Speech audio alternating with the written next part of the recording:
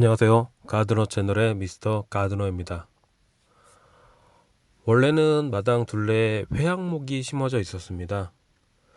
집사람이 라벤더를 너무 좋아해서 작년 봄에 회양목을 다 뽑아버리고 라벤더를 중간 사이즈, 화원에서 보통 한 8,000원 정도에 판매하는 사이즈를 80개를 구입해서 30cm 간격으로 심었습니다.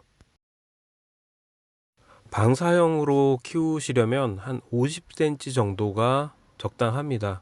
근데 저처럼 이렇게 길게 라인으로 키우실 분들은 30cm에서 한 40cm 정도를 추천드립니다. 품종은 잉글리시 라벤더입니다.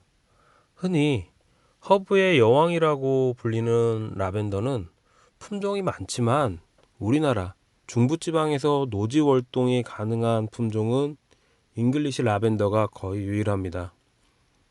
또 식용으로 가능한 품종으로 주로 꽃을 말려서 차로 이용합니다. 잉글리시 라벤더는 라벤더 중에서 향이 가장 좋고 풍부하다고 합니다. 그래서 라벤더 오일을 만드는 주 재료이기도 합니다. 내년에는 라벤더 오일을 추출하는 걸 한번 시도해 볼까 합니다.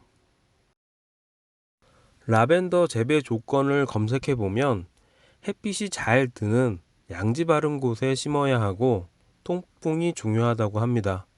그리고 석회질에 배수가 잘 되는 토양을 좋아한다고 합니다. 기본적으로 추위에 약하고 더위에도 약합니다. 습한 걸 싫어하고요. 라벤더는 기본적으로 우리나라 기후와 맞지 않습니다.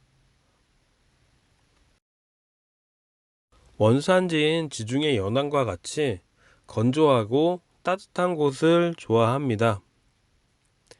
이 모든 조건을 맞춰서 키울 수 있으면 좋은데 현실적으로 어려움이 많습니다. 가능하면 햇빛이 잘 들고 통풍이 잘 되는 곳에 심어 주시는 게 좋습니다. 그리고 과습, 제가 제일 걱정하는 부분이 과습입니다. 원래 건조한 기후에서 사는 아이다 보니 풀이, 잎 모두 과습에 문제가 될 수 있습니다. 물 주실 때 잎이나 꽃에 물이 닿지 않게 해주시는 게 좋습니다. 자주보다는 한 번 주실 때 충분히 주시는 게 좋습니다. 이 얘기는 화원에서 항상 듣는 말인데요. 이런 경우 한 가지 방법이 있습니다. 식물을 땅보다 조금 높게 식재해 주는 겁니다.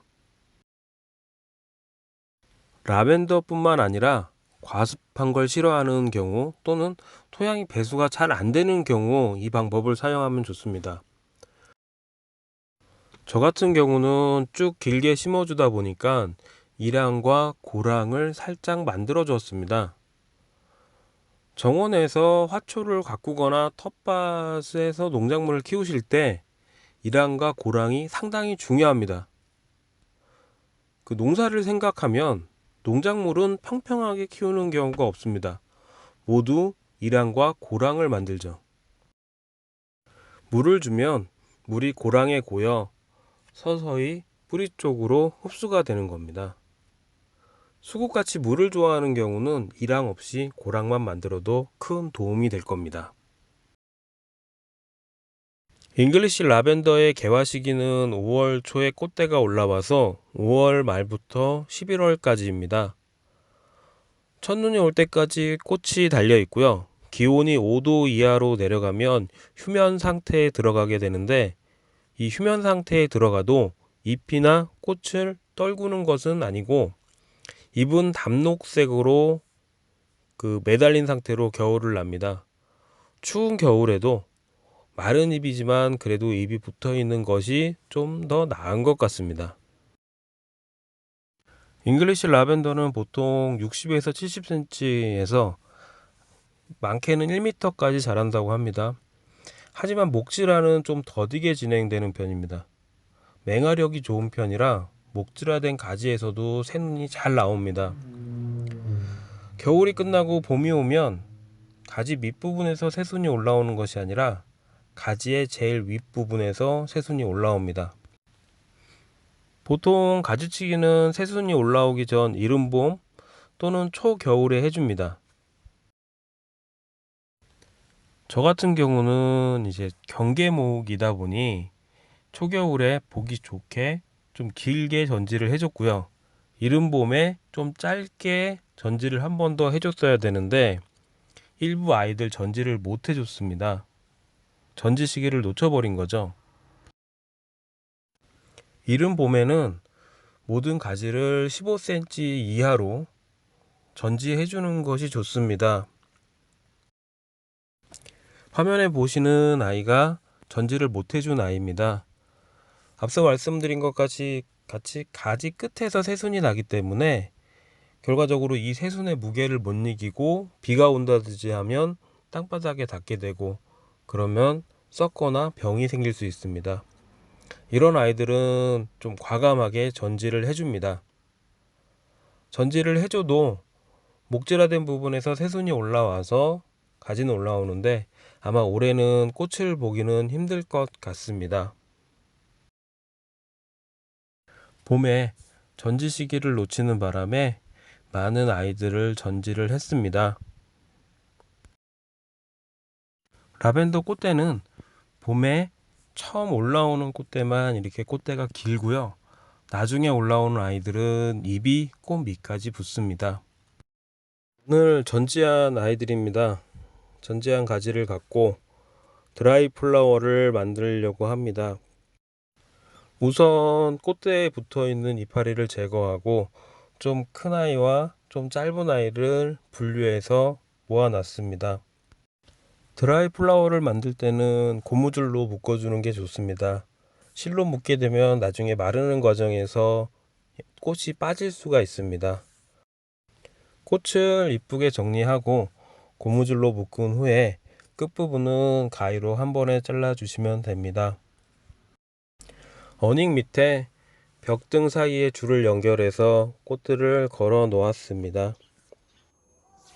잉글리시 라벤더의 단점으로는 장미에는 가시가 있다면 라벤더에는 벌이 있습니다. 저희 집 마당에 꿀벌이 어림잡아 100마리 이상은 되는 것 같습니다.